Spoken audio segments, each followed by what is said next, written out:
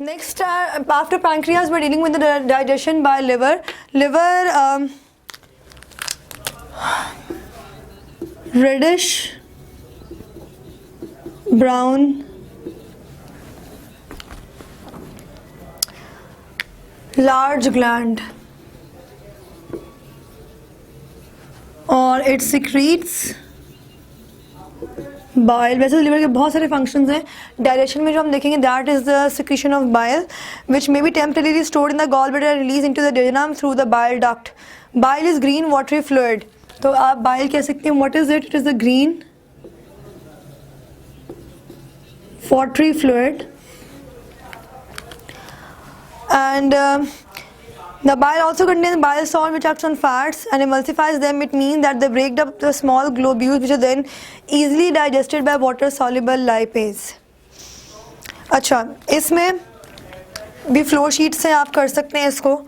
Flow sheet इसलिए because easy हो जाता है. लिवर है, it will secrete bile stored in gall bladder. Gall bladder के बाद अगर इसने रिलीज होना है तो ये जाएगी through the bile duct. Bile duct से it will reach to the duodenum.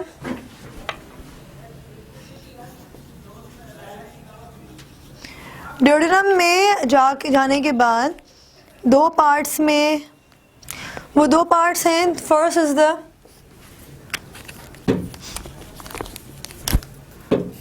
bile salts and bile pigment. दोनों का अपना अपना रोल होता है. बाइल के अंदर बाइल के सॉल्ट्स भी हैं, बाइल के पिगमेंट्स भी हैं. बाइल सॉल्ट्स का काम है that they will be involve in the emulsification of fats. इनका काम है that they will do the emulsification of fats. And bile pigment will be involved in the RBC breakdown.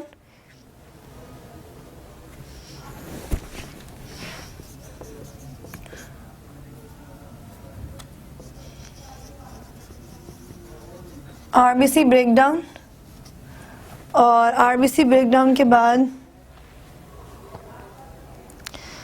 hemoglobin bile pigments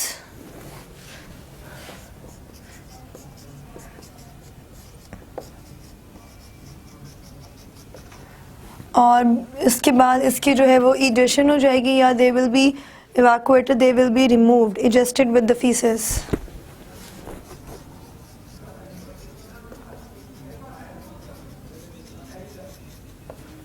तो this is the mechanism of liver में किस तरह direction होगी.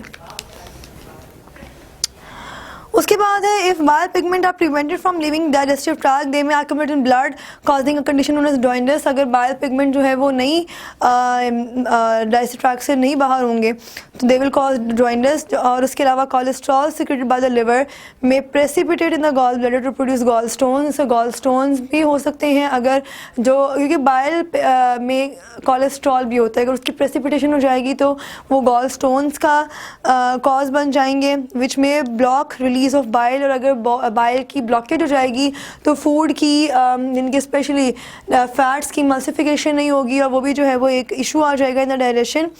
Then liver converts toxic substances ammonia which is a waste product of amino acid metabolism to less toxic compounds urea.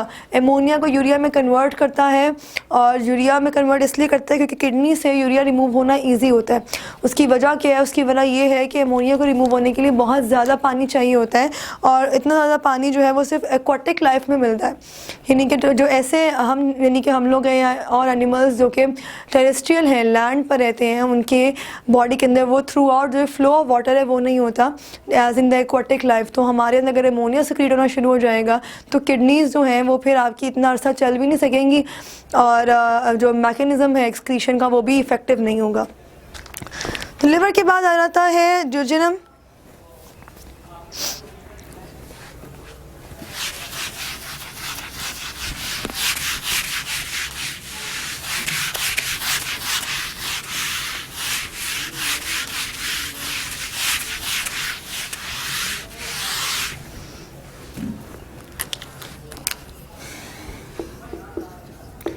Duodenum क्या है? Duodenum is the part of small intestine.